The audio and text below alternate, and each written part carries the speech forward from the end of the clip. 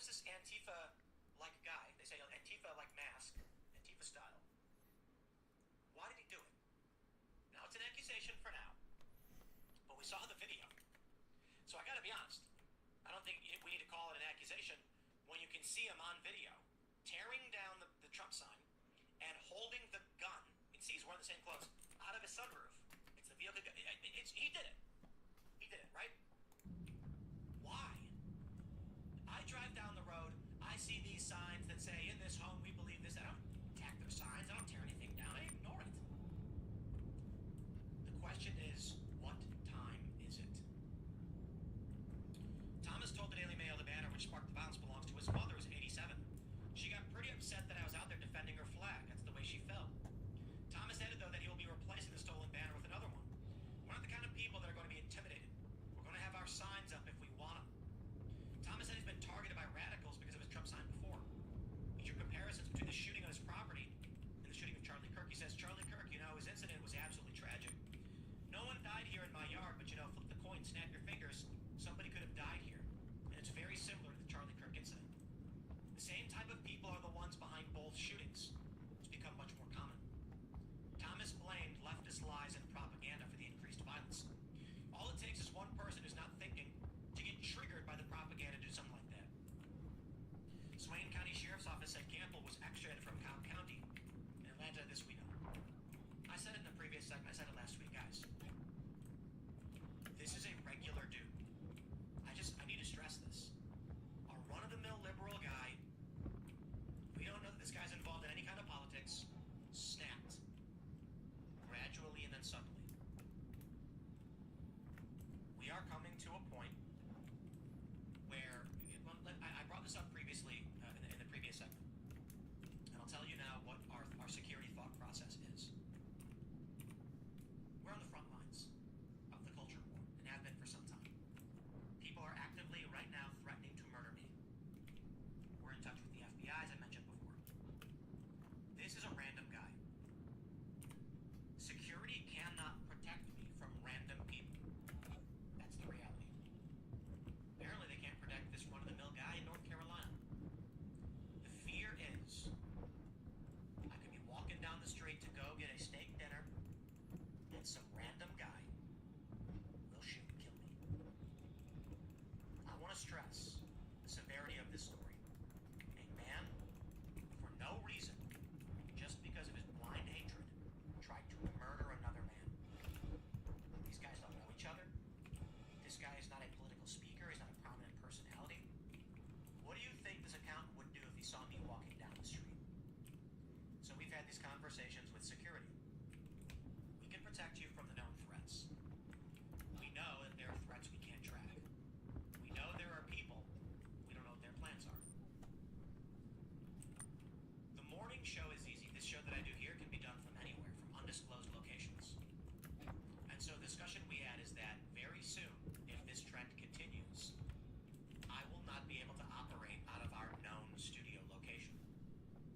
Now, we've not ever released the data on where we are, but these people hunt us down and dox us. They even swatted a property that we had protected. I own many properties. Some of them you can't find out that we own through any public means. Somehow these people find it. We were swatted there. There's going to come a point where security and cost-wise, what do? The cost of security is going up quite a bit, and that was their intent. Now, some may say, Tim, don't stop doing Timcast IRL because we need it more than ever, and they're trying to stop the show. There's still the morning show that can be done individually and from anywhere. I don't need staff to do it. I can get a laptop and a webcam, and we can record it from anywhere, from a safer, undisclosed location that cannot be tracked. Timcast IRL brings in guests, and no matter what we do, people will figure it out. They can follow a guest to our location. That's probably how they end up doxing us. The threat is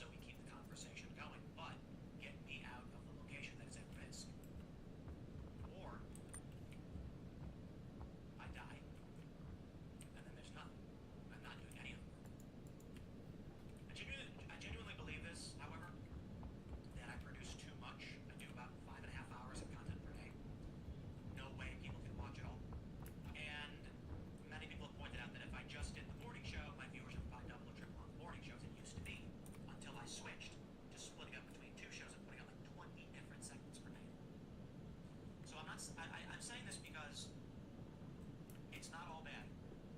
I can do remote interviews from an undisclosed location and not expose myself. And that's where I'm telling you this in full transparency.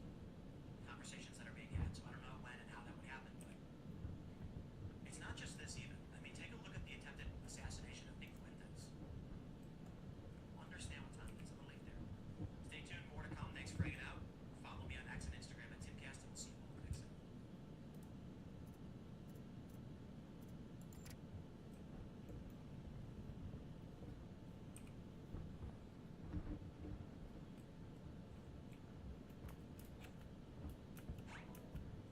この物語は僕たちの物語。俺が望むのは全ての崩壊。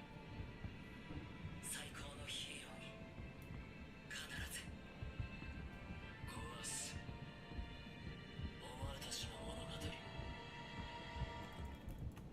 何もかも。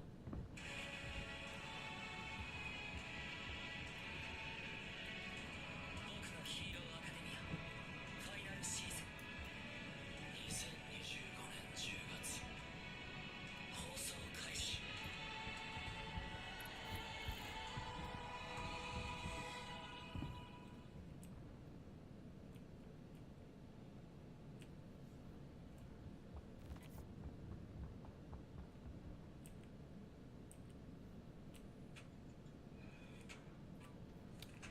So we need a key card. Generate a high-quality clone of your voice with 11 Labs. Change the way you record podcasts, voiceovers, and branded content with the #1 AI-powered voice-generating technology. Stop searching for the perfect voice and stop wasting time pre-recording take after take. Try 11 Labs for free and start elevating your content today.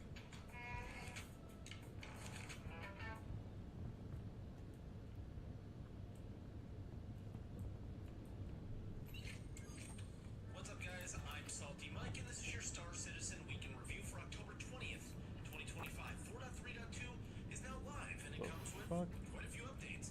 The new event is also live, and I don't know if I'm feeling it. And my boy Wicklow is gone. For now, all that and more in today's Week in Review.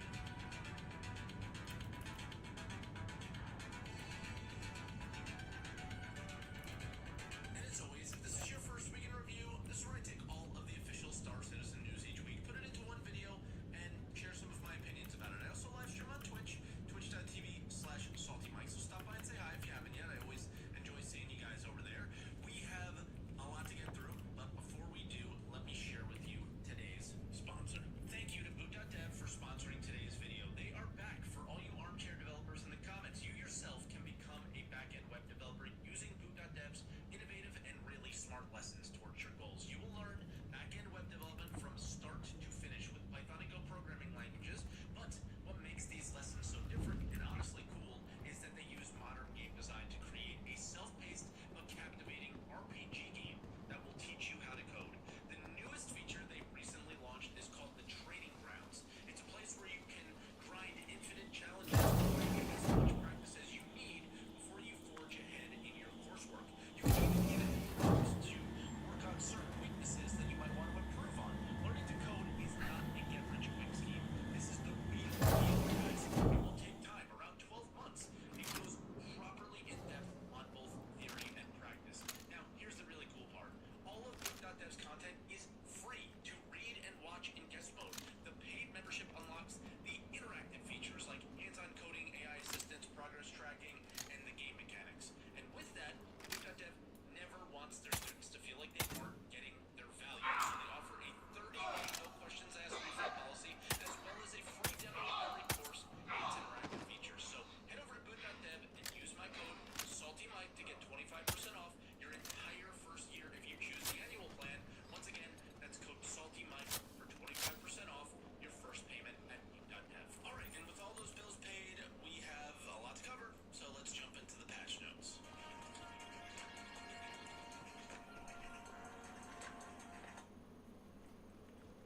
Key card.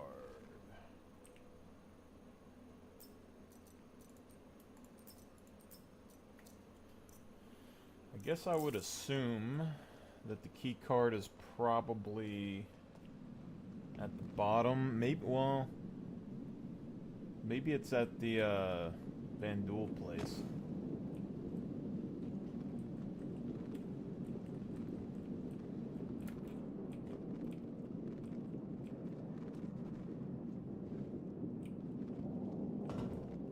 Has this always been here?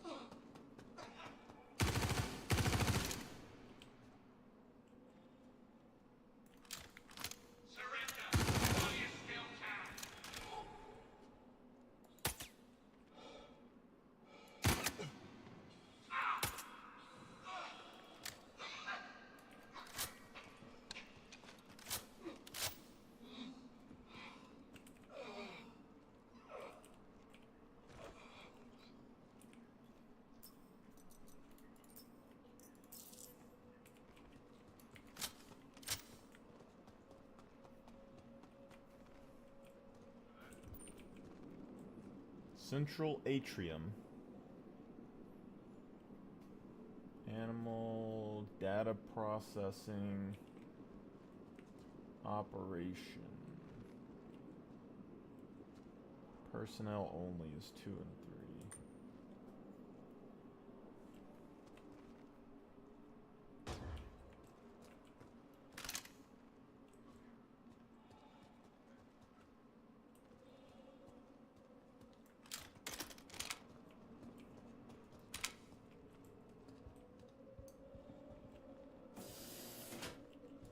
How you get? Oh.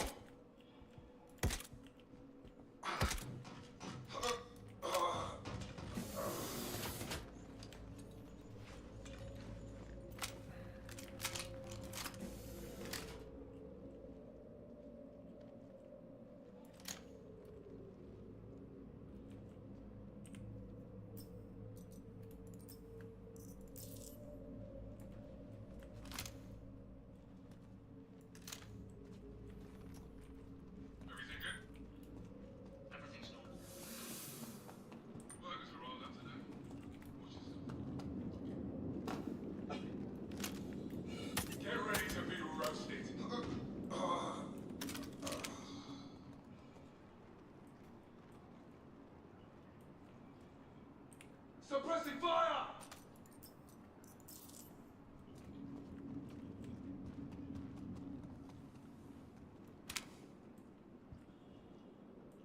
Got you covered! What's going on there?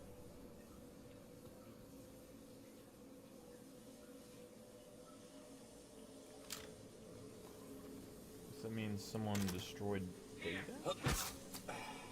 Maybe?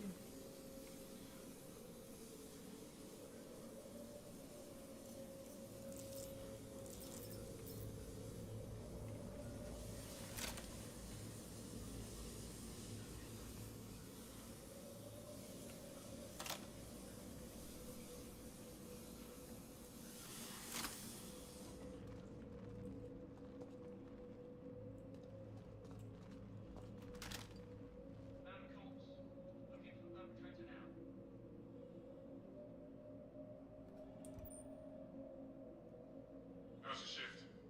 Everything under control? Nothing new to report. Rumor is there might be some trouble today. Be on alert for anything suspicious. Hear loud and clear. Come on, they're here somewhere.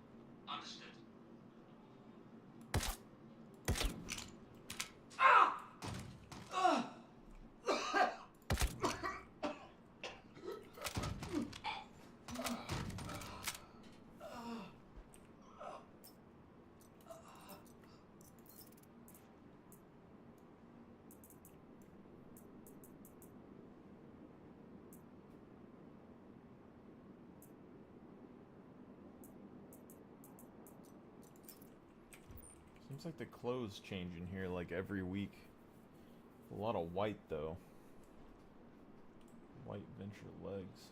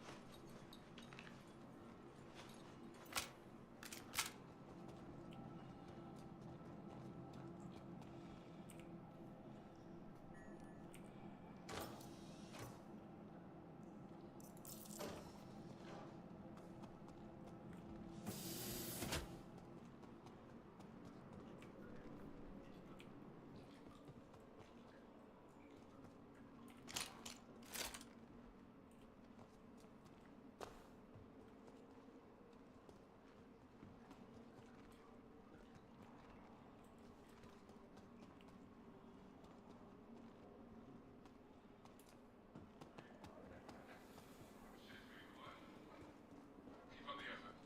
Safety of the sector is counting on us. Okay. All teams, fall back to my position immediately. We've encountered unexpected resistance and need to regroup. Make your way here and seal any doors behind you. We need to contain this situation before it gets completely out of hand.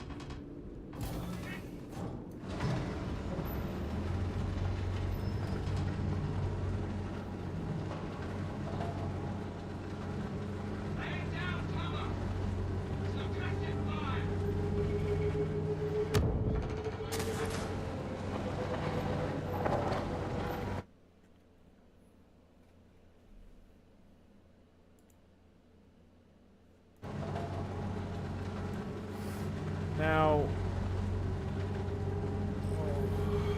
is it like? I guess the card could have been printed somewhere in here, but I just don't know where.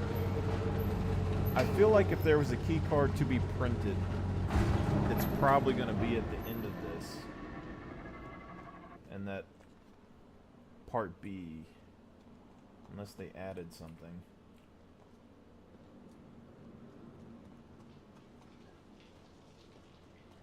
That was an exit.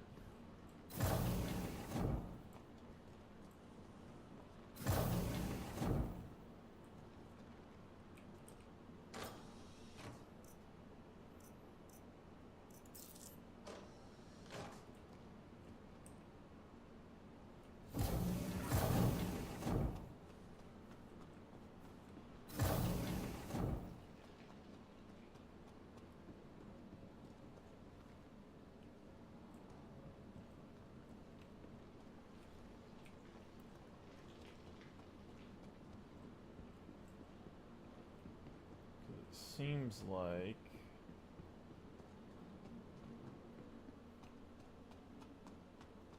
It's kind of weird that it would be behind a locked door, though. Also, there's a bunch of these facilities everywhere, so why are there Yormandis or whatever under every single facility?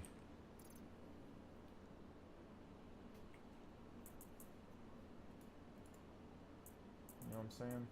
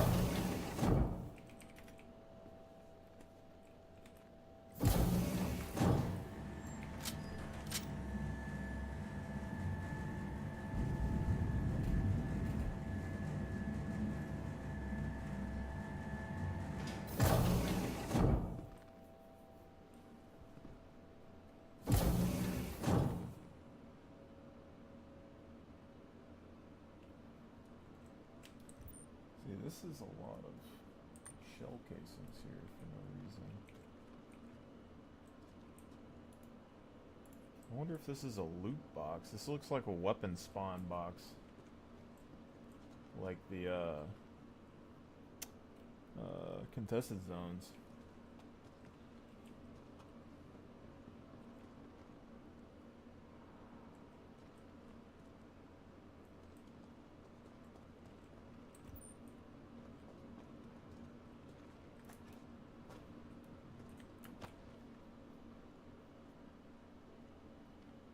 Like cryopods.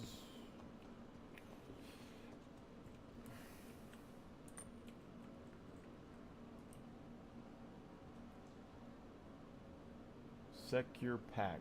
Custom fit packing foam. Secures items in seconds.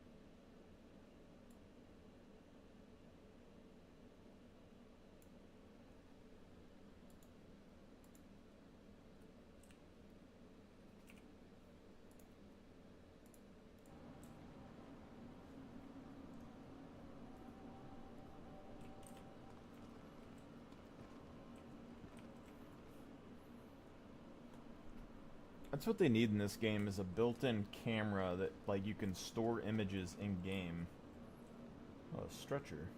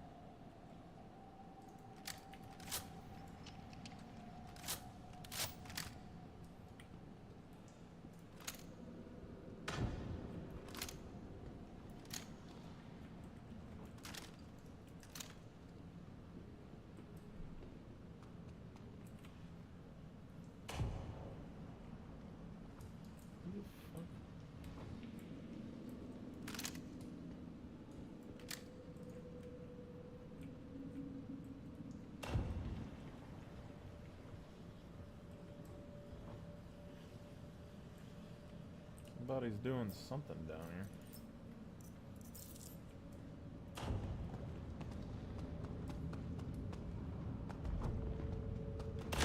Oh, shit.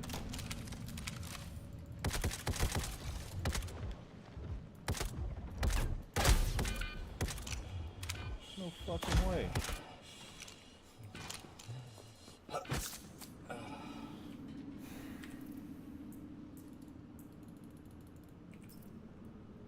He's gonna sit there and take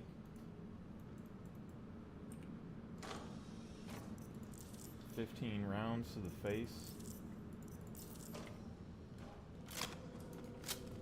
Well, he didn't take it to the face. He shot him in the chest, but I still thought it was going to be like 4 rounds, maybe.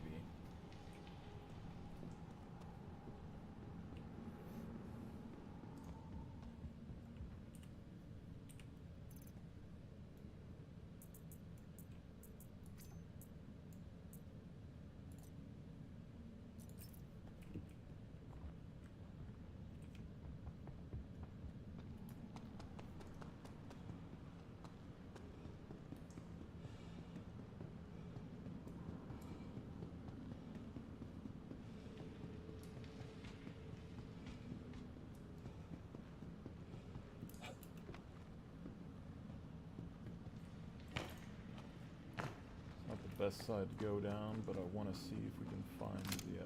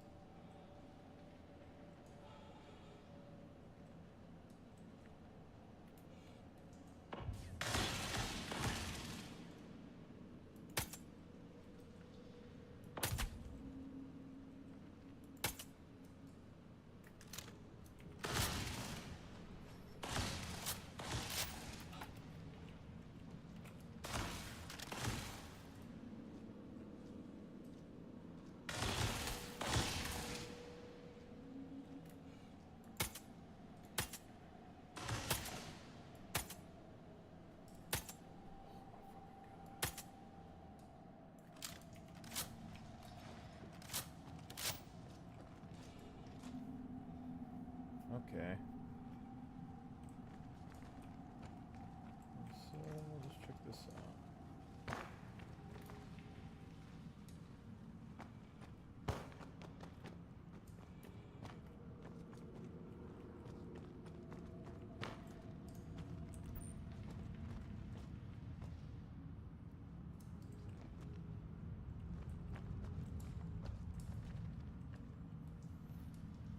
Problem with this game is that,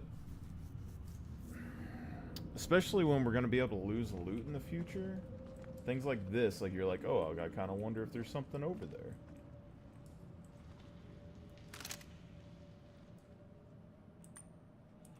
Most likely it's a fucking death trap, and you're going to lose everything.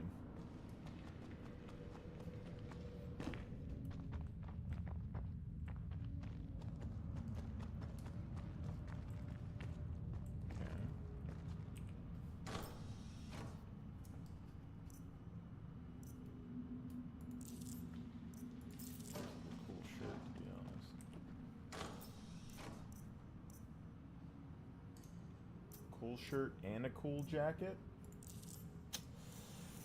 Damn.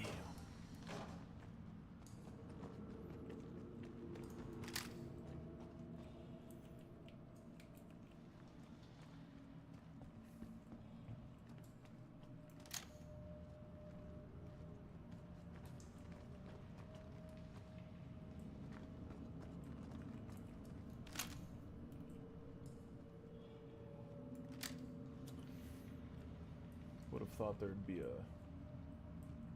guard or something in here. Why is there so many damn med boxes in here?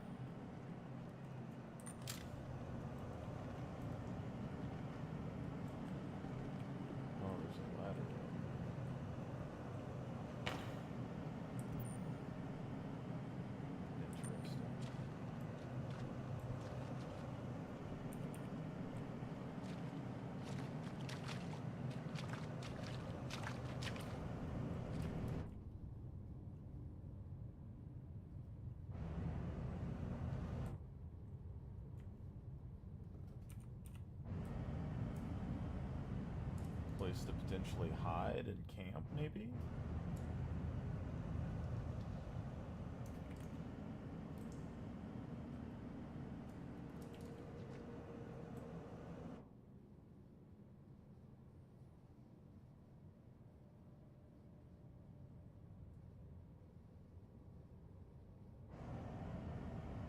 Sucks that there's all these lights on this fucking armor, though. Just like chill back here and you just wait for someone to go across.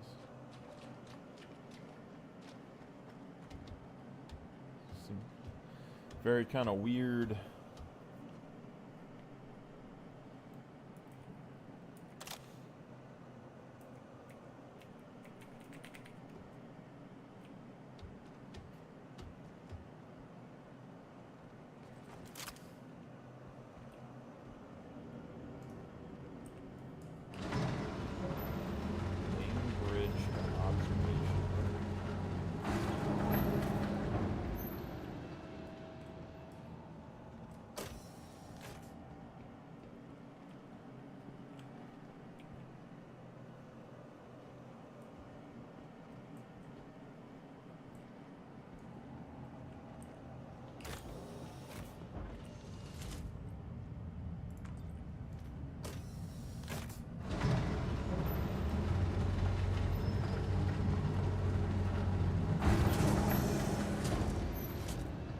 Elevator from the Polaris.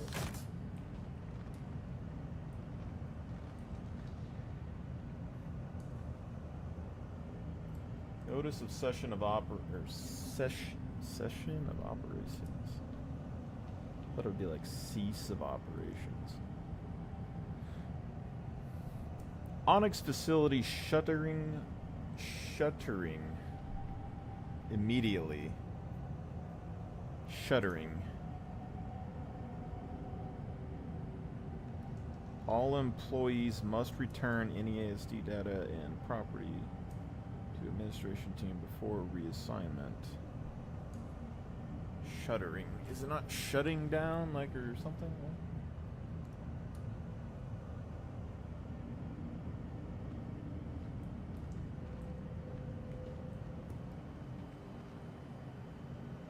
Site B elevator.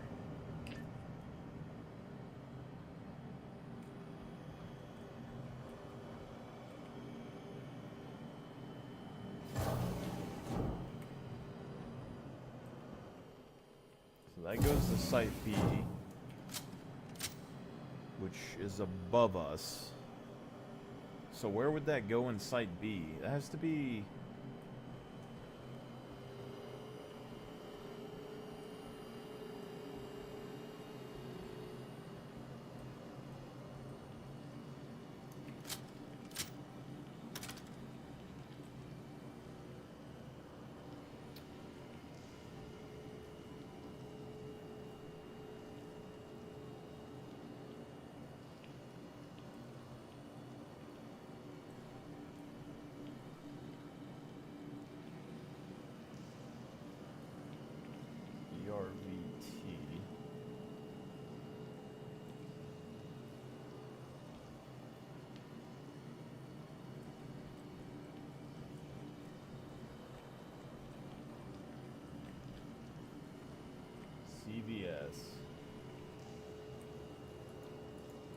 I wonder if this could potentially be like something data-wise that we can like learn about later. I also wonder, like, I guess you could watch another team do the thing in here if you manage to get in here, but you can still pull weapons out, so I mean, I guess maybe you could hide like down in here and maybe no one would notice you. Just kind of like chill out.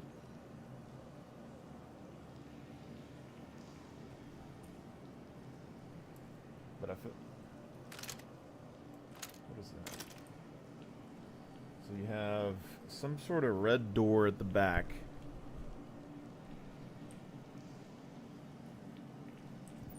And... whatever the hell that is.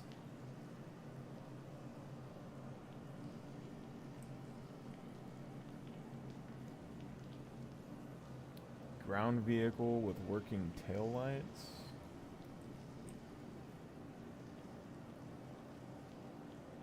Grenade box.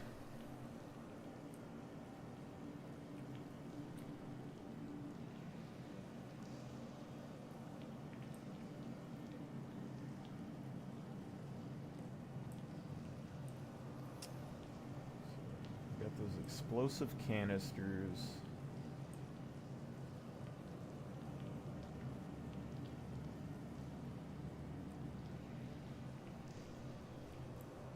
Grenade boxes.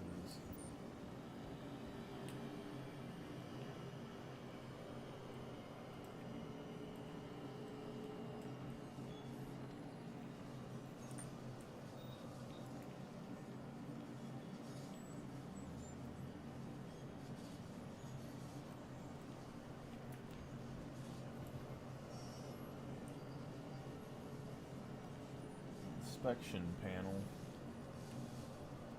So maybe some sort of data right there.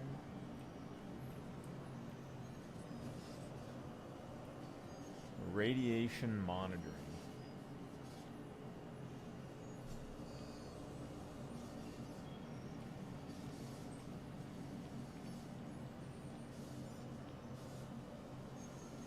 Power fluctuations. So the facility and the radiation stuff is somehow connected to this.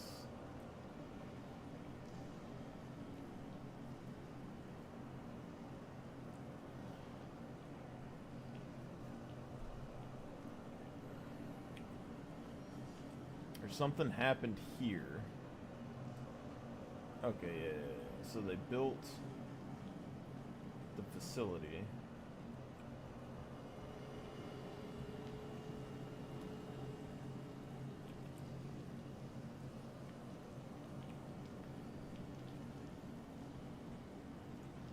DNA.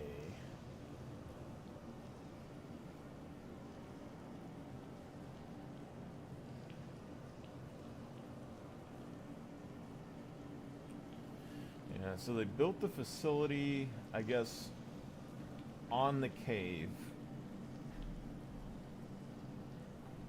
But these caves are all over, so they have a bunch of facilities. And then every facility, see, that's what's not making any sense here. How do you have like 500 facilities and yet every last one of them had a catastrophe?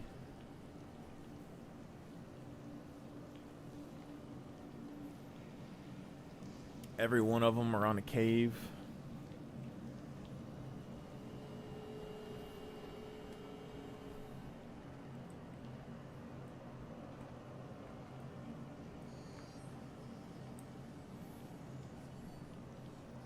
Okay.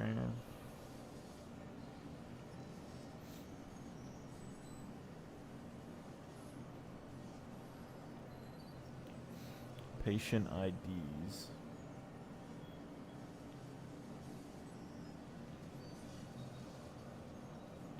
Fauna. Card nail. Fit for work, yes. Carl May.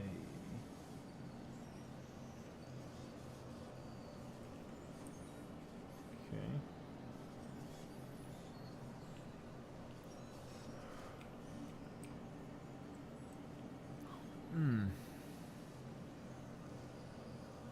Personnel records no longer accessible.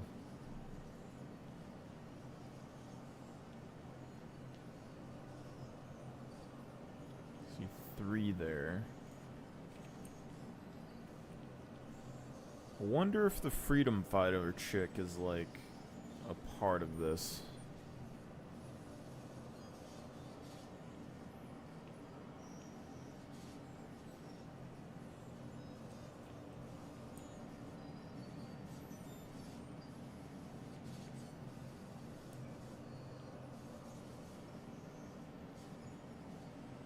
Was blood cells? Or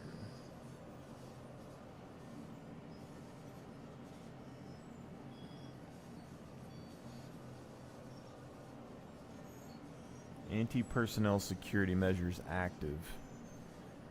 So that maybe those sentry gun turrets. Maybe you can activate them from like the control rooms.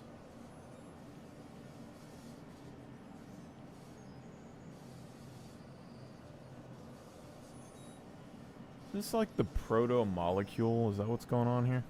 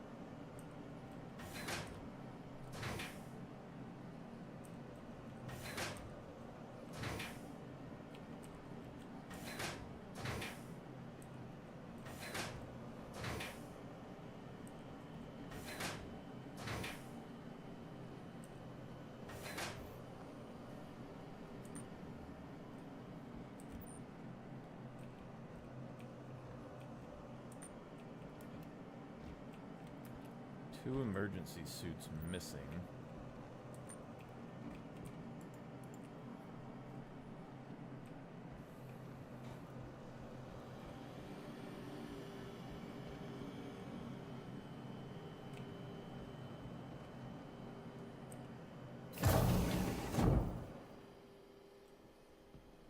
Goes to site B, but it doesn't come back down.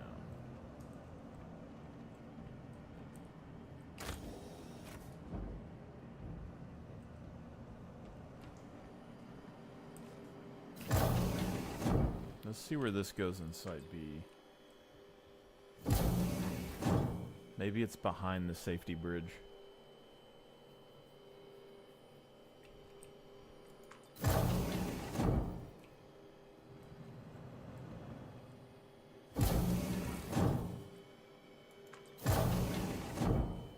Huh. Maybe not.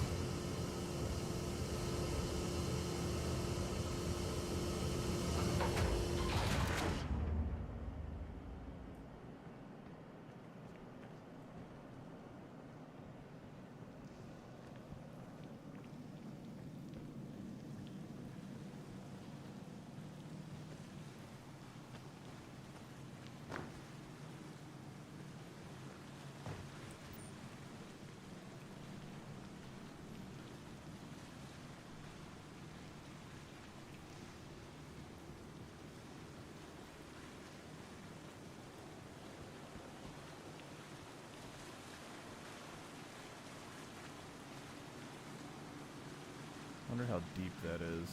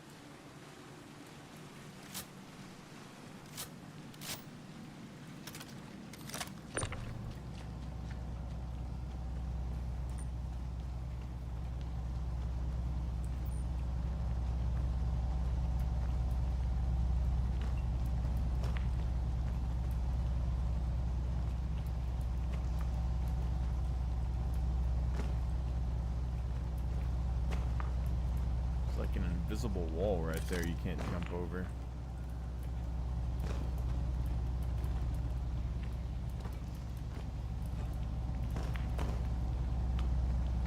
How would they block that off?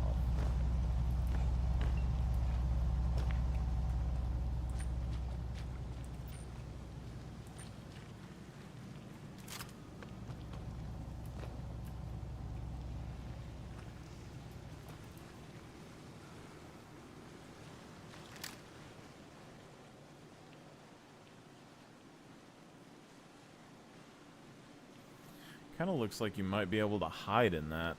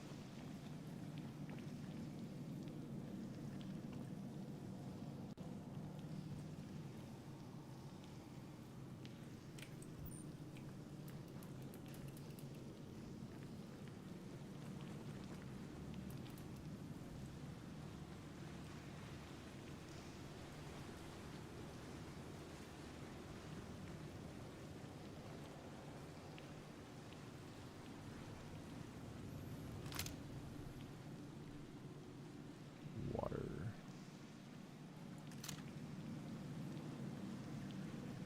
Secret tunnel. Are those mining lasers? Or guns? Oh, they got a grindy bit. Okay, this is like a shifter thing that they use for mining. It's like the reclaimer front end. That is kind of nifty though.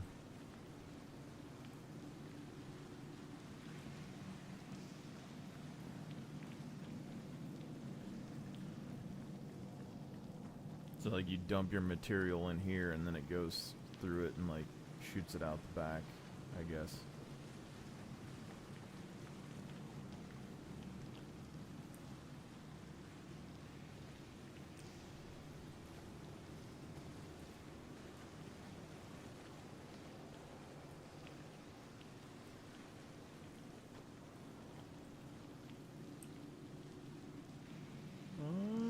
Is that a ledge? Definitely can't make that jump.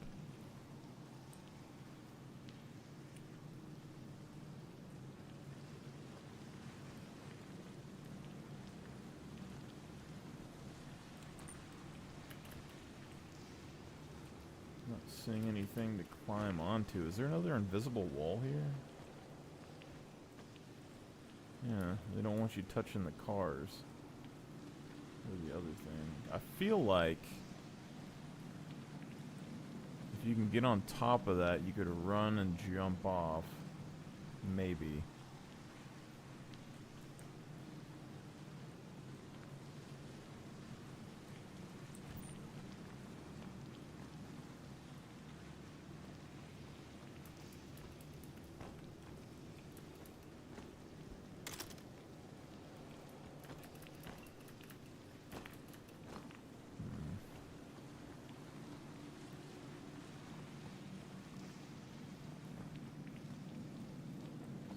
That, I think that is underwater.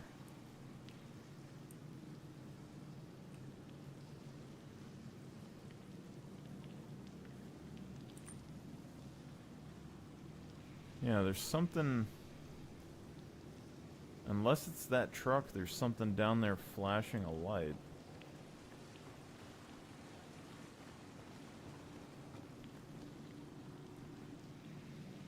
Might be this vehicle that's doing it.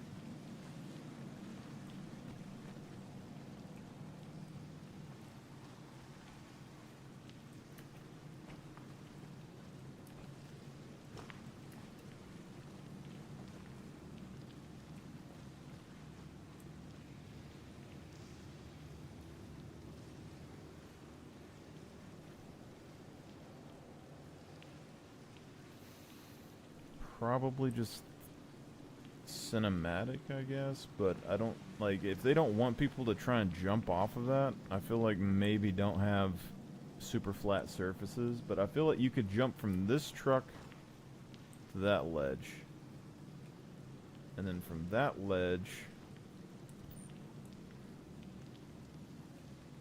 maybe you could jump to that, and then down to that, but there's water there, so I don't think there's any reason to go into the water. And then the only other flat spot's like right there, and there's no way in hell you're reaching that.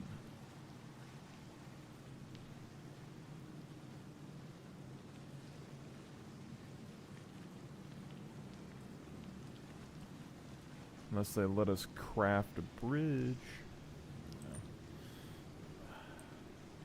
See, there's another light right here. Well, we can't swim or anything, so it's kind of...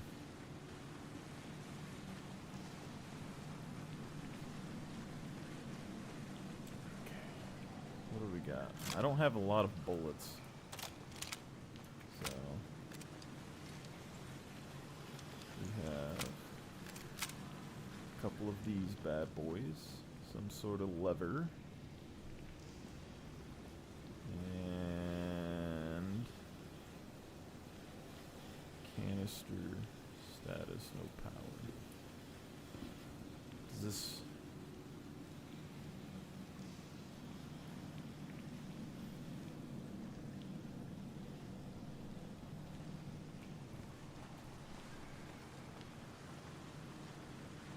okay.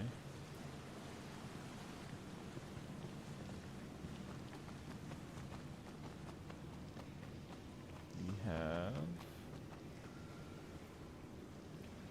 thingy-majig right here. Do these float? They float. Why can they float and then we and our ships can't float? So, does it float? Oh. Very interesting. Very interesting. Can I stand on that?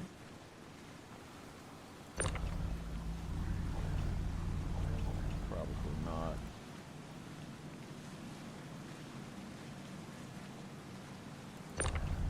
Almost guaranteed. Let me check this over there.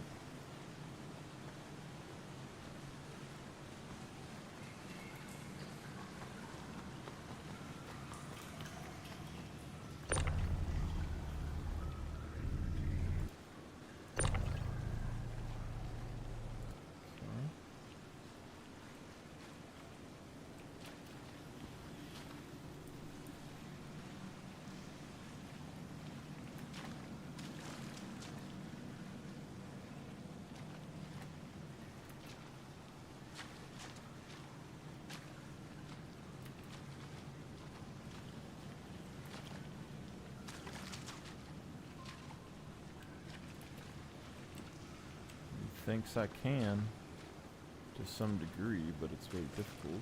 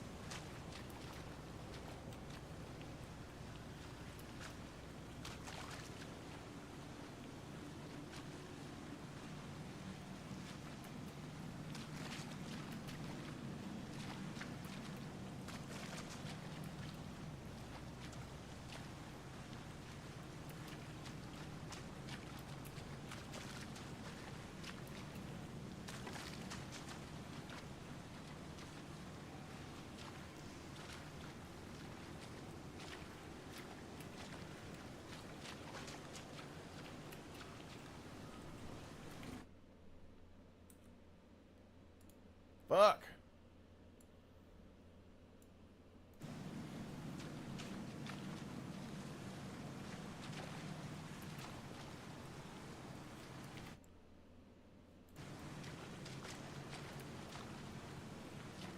I can do this. Don't you worry.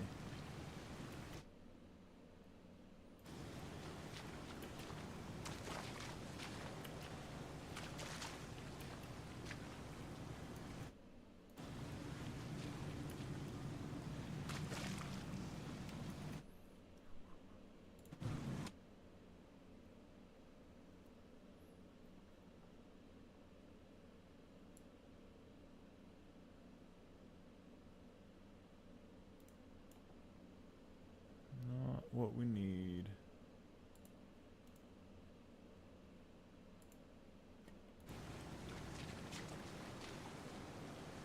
You gotta like run, jump, instantaneously hit the thing.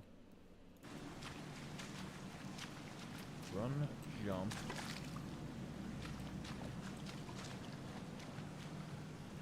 Run, jump. Yeah.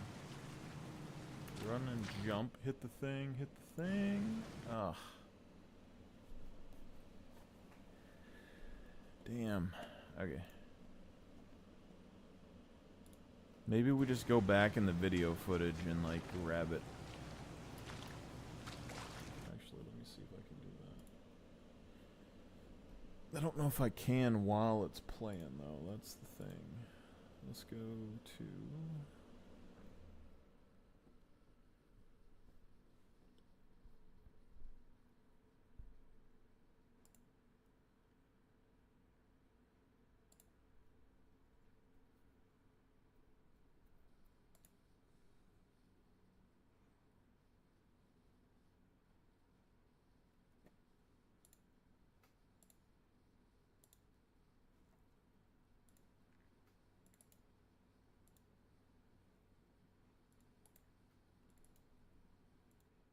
Let's go to...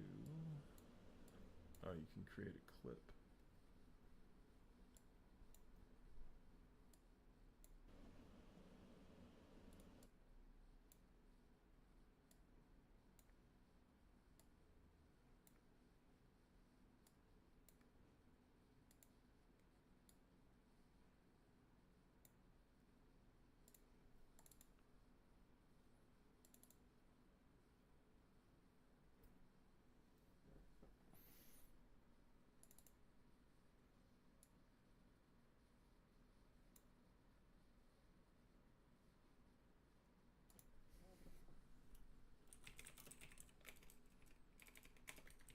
Boat tech.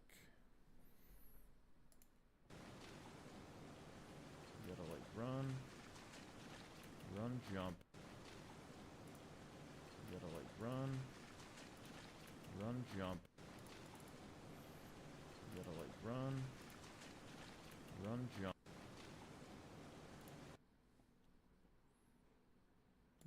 Content clips.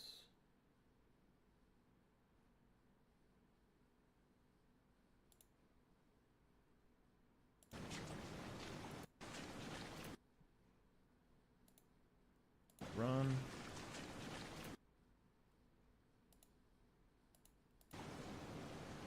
You gotta like run. How the clip somehow didn't have any of the things I was saying.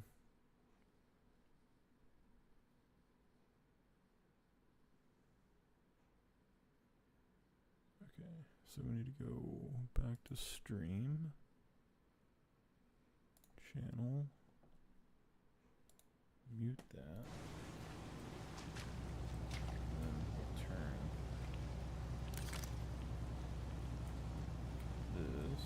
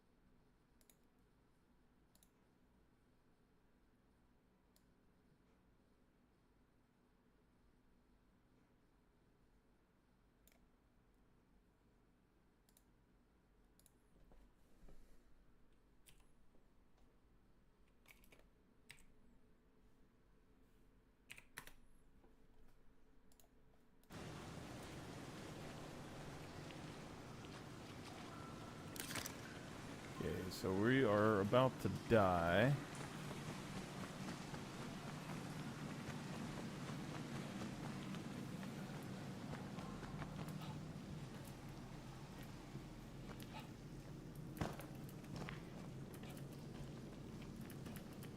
Can I get out of here?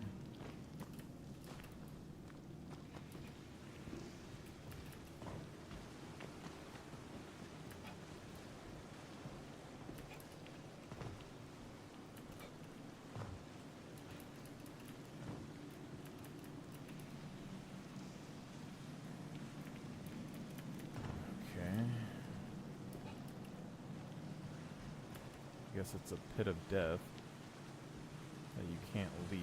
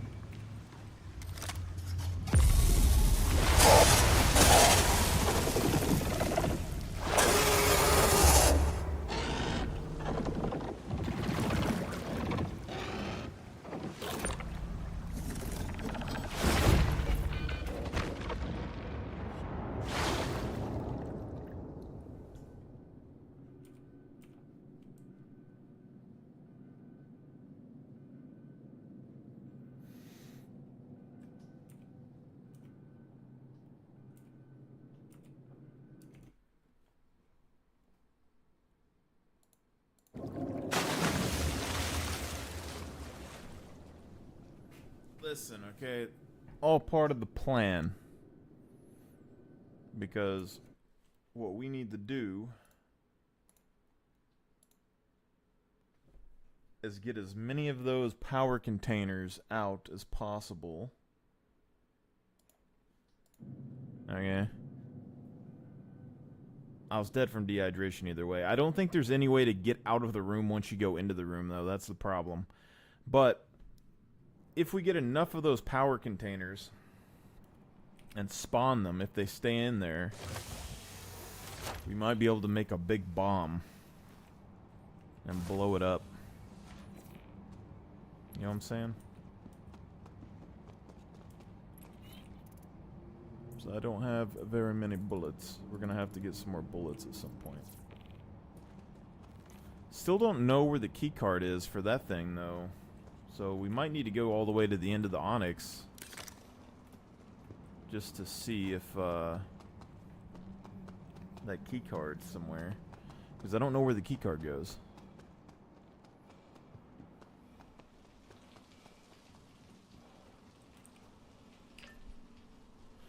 And there's only a few places I could assume, like there had to be a control room or something that would print a key card out, and the only place I can think is Site B. Security rooms don't seem important enough unless there's some other area that's opened up somewhere. Or maybe somewhere in engineering.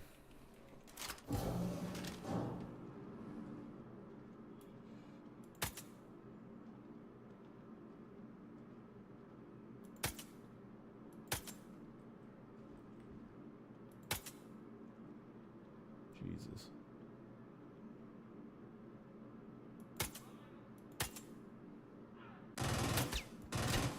So you can confuse them, but if you hit them, they know where you're at.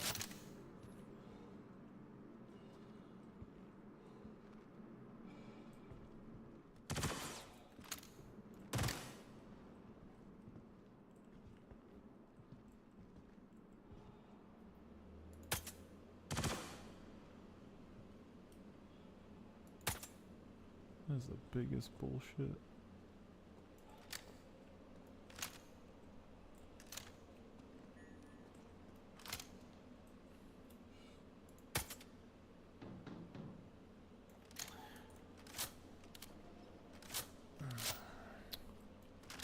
Like, the game is getting more and more kind of like a Halo.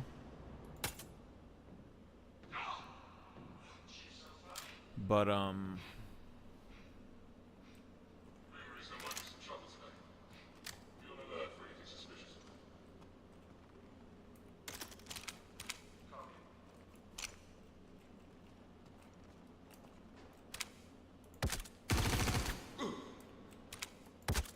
Push A!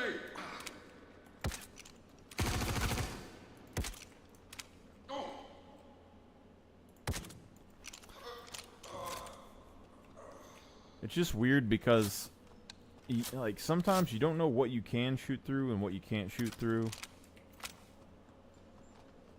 The NPCs seem to have, like, kind of like Call of Duty, where they can shoot through walls after you go into cover, so like a desync or something.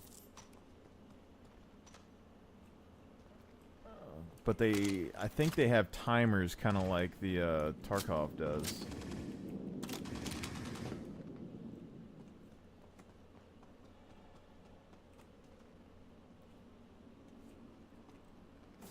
But I can't think of anywhere. Like, let's run to Site B and see if we can find a key card in there. If I can get there without lagging my ass off.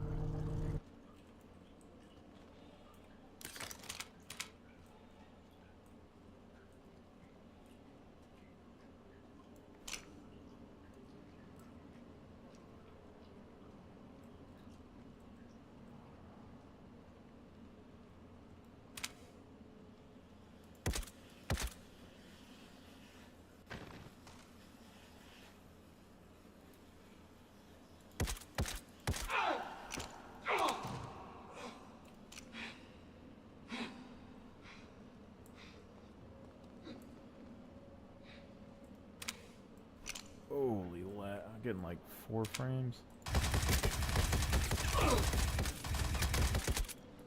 Damn.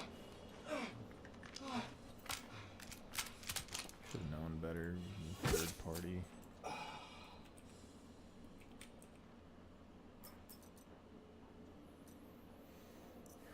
Probably should take his pistol or something.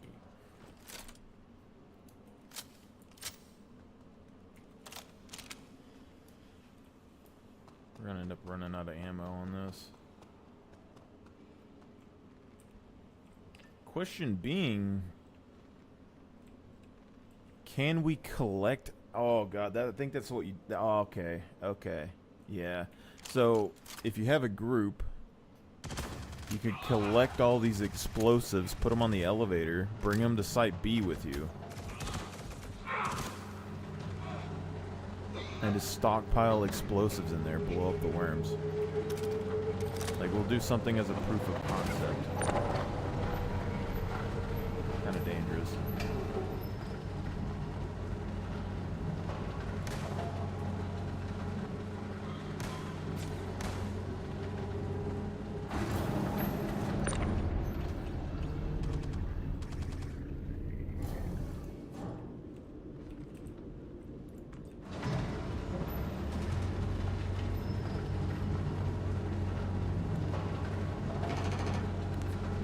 Because I don't know if those ones that are inside of the area respawn or not, but these do.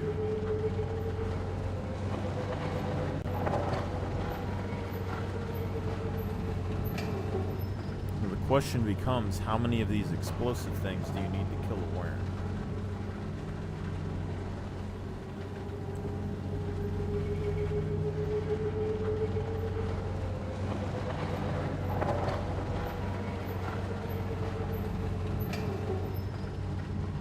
It does make me wonder, though, because I don't think you could collect them from engineering, though.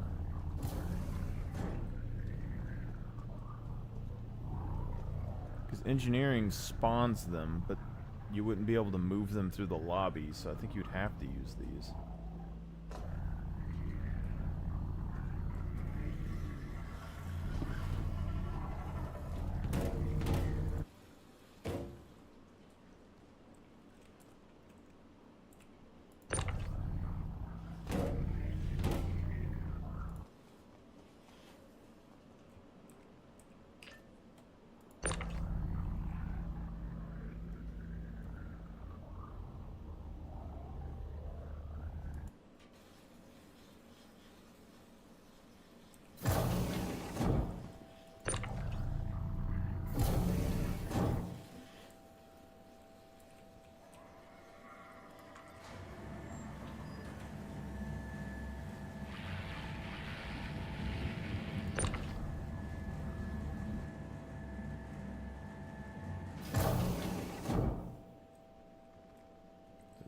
Okay, so that doesn't work.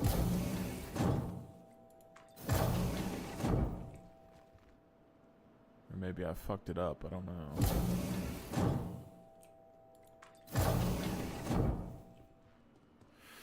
There's a lot of rules that shouldn't be here, you know? I should be able to bring as many explosives through here as I want.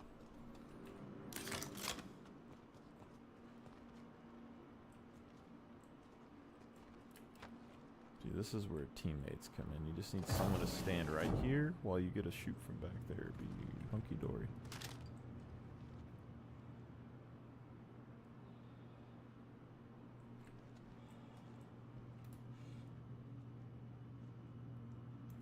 That's unusual.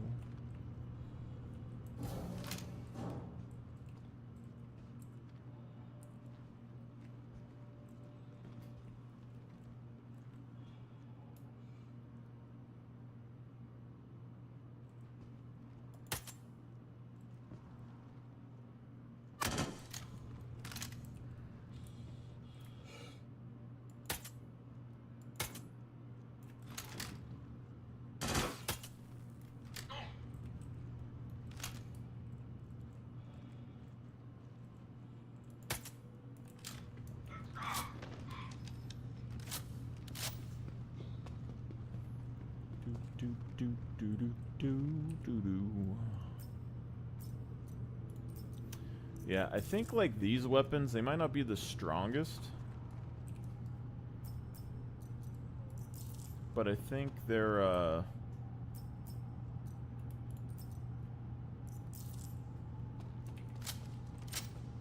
probably more ammo efficient. So like if you're going on a long mission, do you want 100 rounds of this gun or 100 rounds of another gun, you know?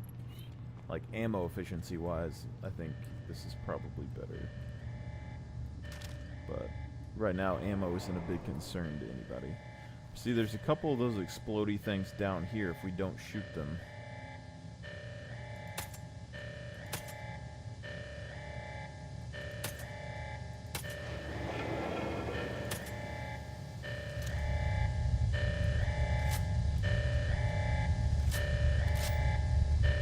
Have to get them from there into the worm pit.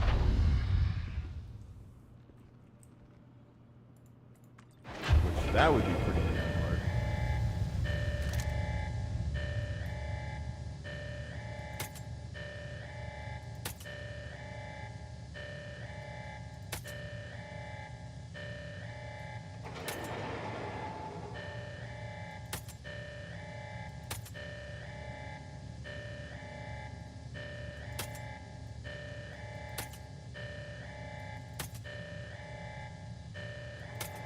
What the hell is this bullet going?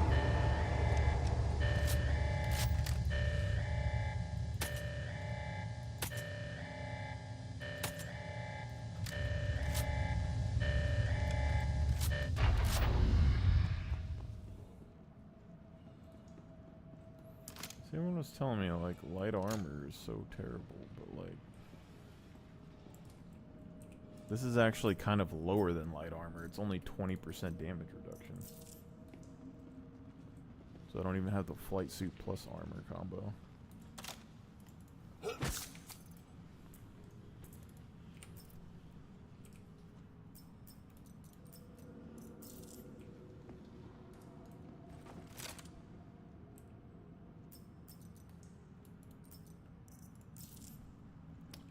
Yeah, so we got probably like one or two there.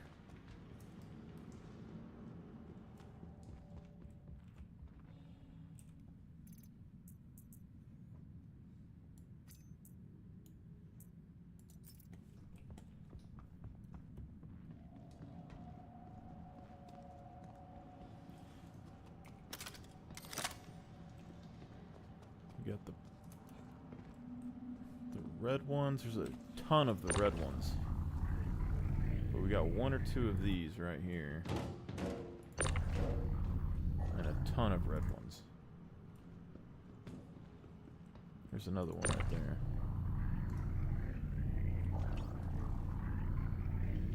So that's 3, 4.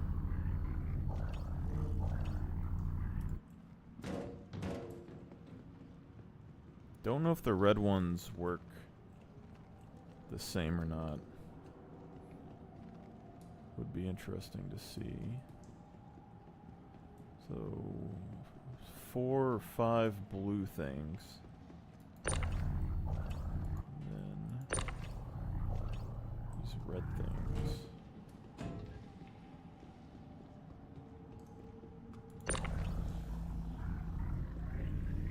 Just gonna take a blue and we'll see if it despawns if we put it in the worm room. I shouldn't have to jump down there.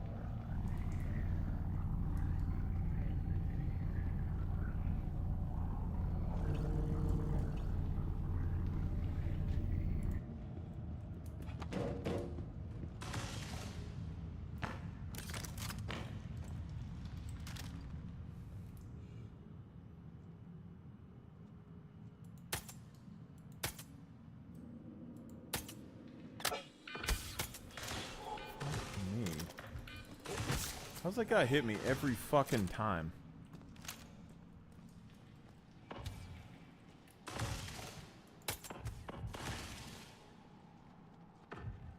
Get him? No, of course not.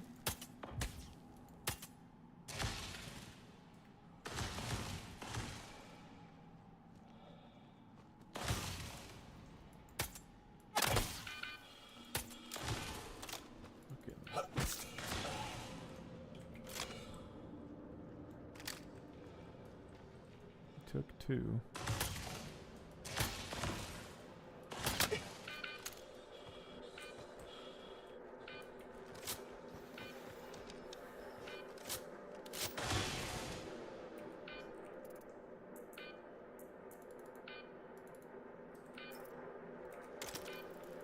Excuse me, sir. Yes, sir. Do you have the space crack? Space crack?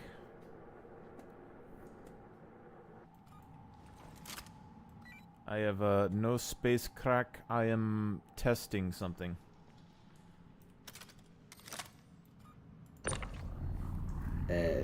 Please.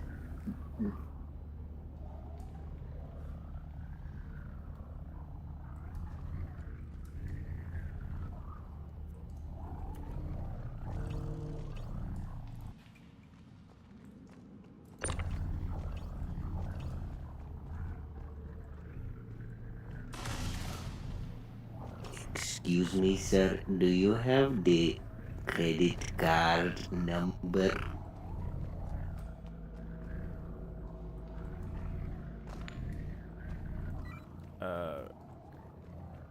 I don't have credit.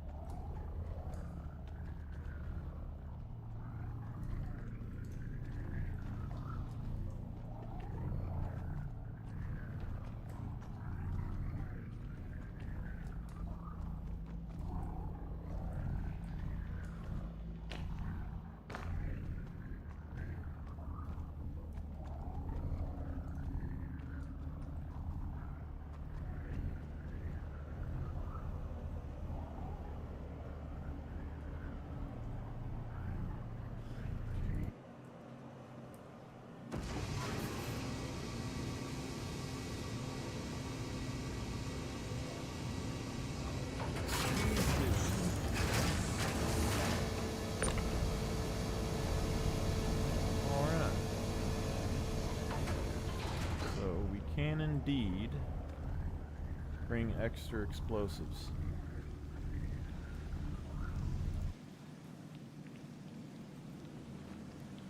And it looks like we got the ones from before in here as well.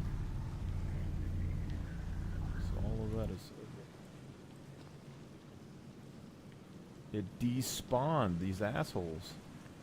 What? What?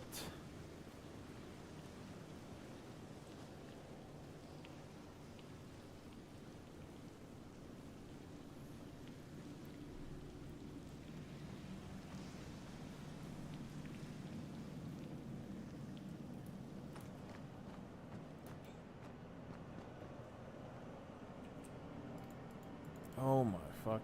The airlock locks you in. Of course it does.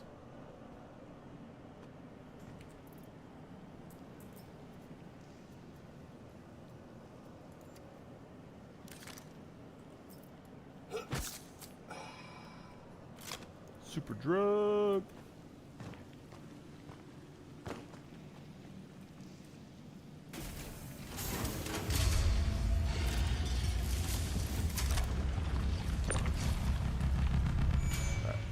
Toss these.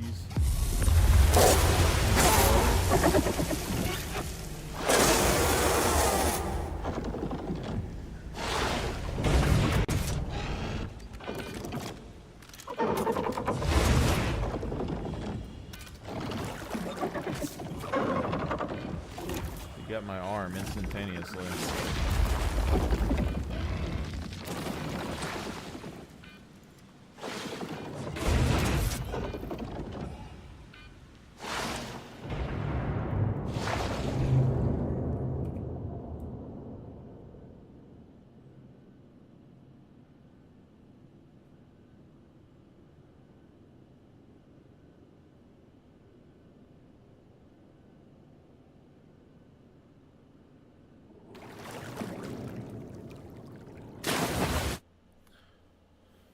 Got my arm instantaneously.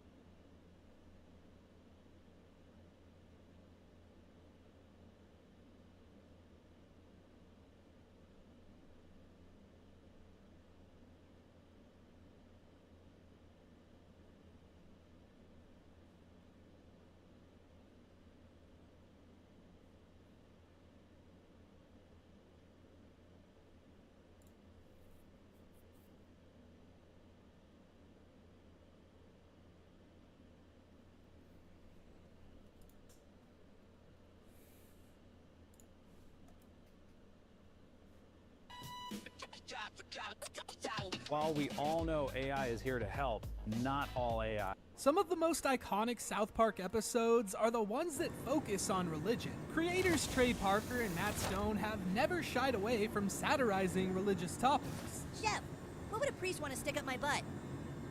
Goodbye. Over the years, this has caused plenty of controversy. But this is a show where nobody is safe. Even if your religion is, well, that you don't have a religion. Atheism, the disbelief or lack of belief in the existence of a god. South Park ventured into the topic of atheism back in season 10. During the production of this legendary season, a book would release called The God Delusion. Written by Richard Dawkins, this book uses scientific and philosophical reasoning to challenge the existence of a god. It not only defends atheism, but also goes on the offensive against organized religion as a whole. This book would motivate Matt and Trey to finally make an episode focused around atheism, which accidentally turned into 2 episodes. We'll get into that later. Speaking of Matt and Trey, let's briefly talk about their religious beliefs. For a show that's poked fun at just about every major religion, a lot of people assume that they are atheists. And we were asked in this interview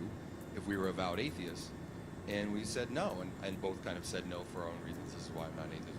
Neither of them are very clear about their religious beliefs, but Trey Parker does believe in a god. All I had said on the Nightline thing, by the way, was like, yeah, I believe in a god, but it would take me hours to explain what I mean by that. Matt Stone has been even less clear about his beliefs. Like the clip you just saw, he denied being atheist, but in later interviews he was quoted as saying he's probably atheist. It's important to note that in their almost 30-year-long careers, they have only talked about their religious beliefs a couple of times, and it's not uncommon for someone to change their beliefs. I just thought it was important to let you guys know that they aren't some diehard atheists like some people think. Before we dive into breaking down these episodes, we have an important update to the channel. Okay, it's not that important, but I decided to change my avatar. This one is more customized, so nobody can steal it without it being very obvious. If you know, you know. With our intro out of the way, let's get into analyzing these episodes. Retard alert, class!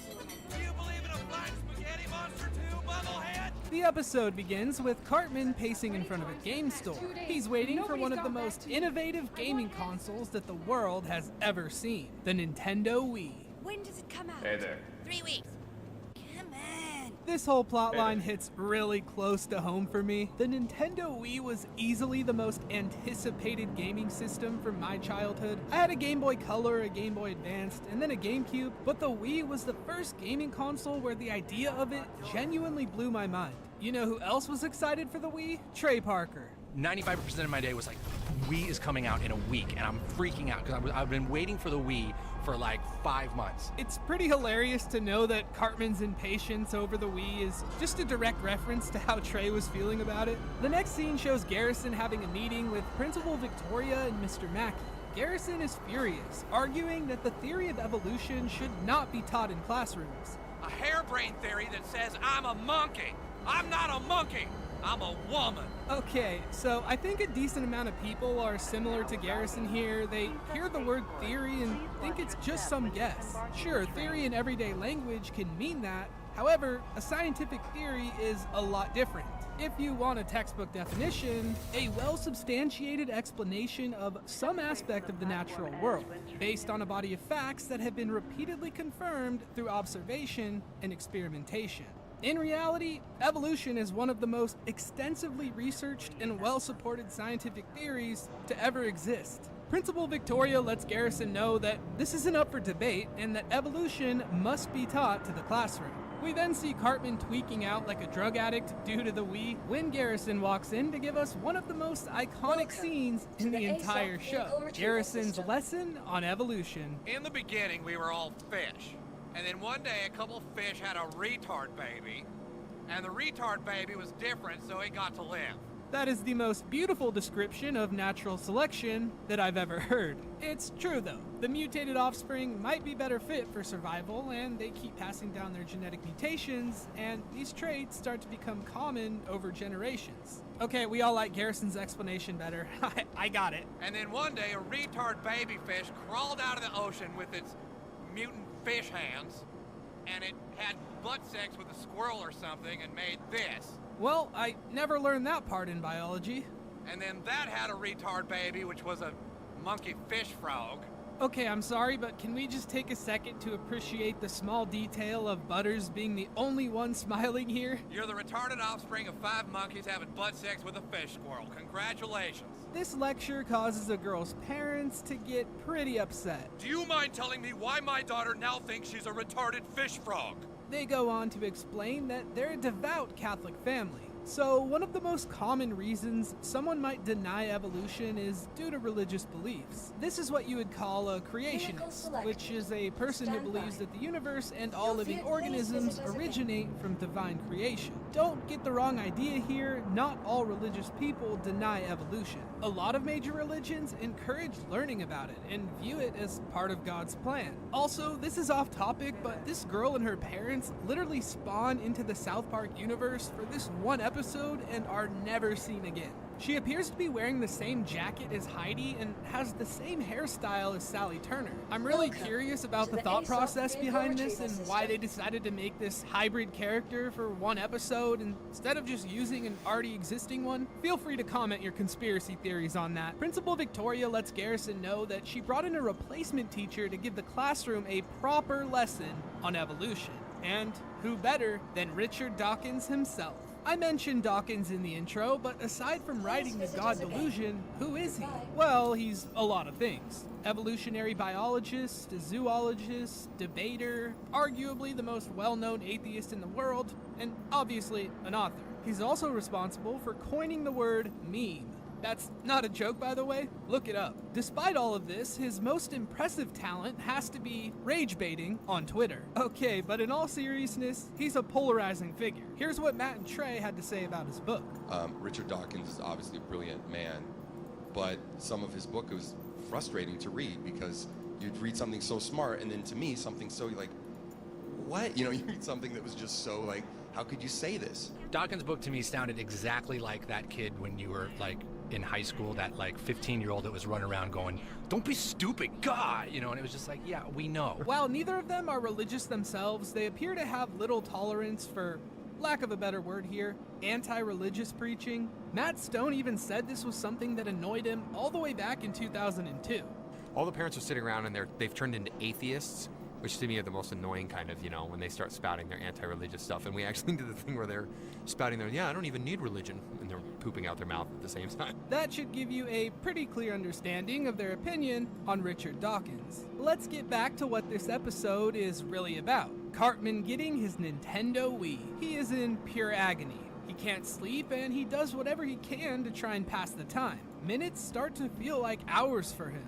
He shows up to the bus stop the next day and says that he's come up with an idea to make time go by faster. If I freeze myself, then in 3 weeks, when Nintendo Wii comes out, you guys can unfreeze me. The wait will seem instantaneous to me. The boys refuse to help him because, well, you know, he'll probably die. After failing to freeze himself, he realizes he needs to recruit some help. Who better than his most reliable friend? You're gonna help me freeze myself. Okay. If Butters isn't at least a top 3 character for you, you're a psychopath. The plan is simple. Eric will freeze himself and Butters will come back for him right before the Wii releases. Eric, are you sure this is a good idea? No, it's not a good idea. It's an awesome idea. Back in the classroom, Garrison is being forced to watch Dawkins teach evolution. Garrison starts getting heated and asks, "What about the fact that by believing this crap, you're gonna go to hell? Doesn't that bother you a little?" Actually, no, because I'm an atheist. I feel like a massive part of religion is looking for answers of an afterlife. For atheism, it's pretty simple. When you die, you die.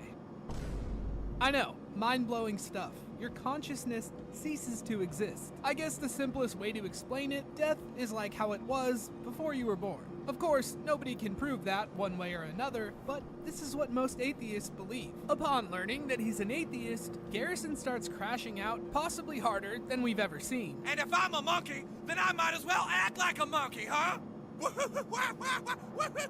Then proceeds to throw feces at Mr. Dawkins. This outburst causes Principal Victoria to pull Garrison from the classroom. Well, it would have, but we have a plot twist. Dawkins actually defends Garrison. You know, even though he has excrement on his face still. It turns out he found the entire thing very passionate. So much so that he asks Garrison out on a date.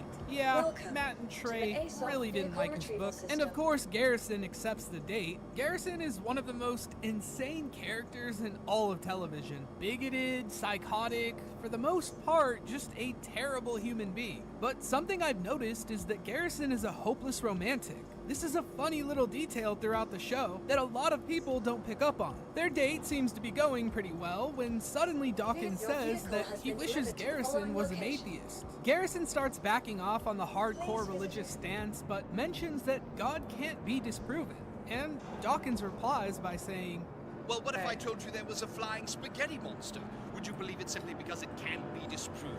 what if I told you that the Church of the Flying Spaghetti Monster is a real thing? In 2005, a college student was annoyed with Kansas State's Board of Education deciding to allow teaching intelligent design. This student went on to create a new religious movement called the Church of the Flying Spaghetti Monster. This new religion satirized creationism, and it gained a lot of traction on the mid-2000s internet. You might think this was something that was funny and just died off a year later, but I assure you, this religion has actual followers. And you know they're a legit church because they profit off of their members. Garrison starts completely folding and decides to become a full-blown atheist. You know, despite being religious and making a massive deal about evolution just hours before this, Garrison invites him over for dessert, which turns into, Yeah, pound my monkey hole, Richard. Yeah, I'm a monkey, all right. We get an update on Cartman, which is actually a reference to The Shining. Not as good as Randy's from the Blockbuster episode, but this one came first. Cartman then gets swept into an avalanche, ensuring that Butters, or no one else for that matter, will be able to find him. We also learn that Eric's plan actually worked. This part is actually a reference to the late 70s sci-fi show called Buck Rogers. Most of us were not even a sperm cell yet, but Trey Parker really loved this show growing up. And we had this Buck Rogers beginning, which is pretty great. I used to love Buck Rogers. Me and my dad would watch Buck Rogers every week. Cartman gets unfrozen by people of the future, and he's told that he has been frozen for over 500 years. Butters, you black asshole! Eric is concerned with one thing only, the Nintendo Wii. The future people try to make him understand that everybody he knows has been dead for over 500 years. I don't care! Is there a Nintendo Wii? His worst nightmare then comes true. He's told there's no such thing as the Wii or video games in the future. Meanwhile, Butters gets asked by his mom and some cops if he has seen Cartman in the last few days. He lies to them and says he hasn't seen him, which is pretty out of character for our sweet boy. He asks General Desiree what would happen if someone freezes themselves. Like, you die? Die?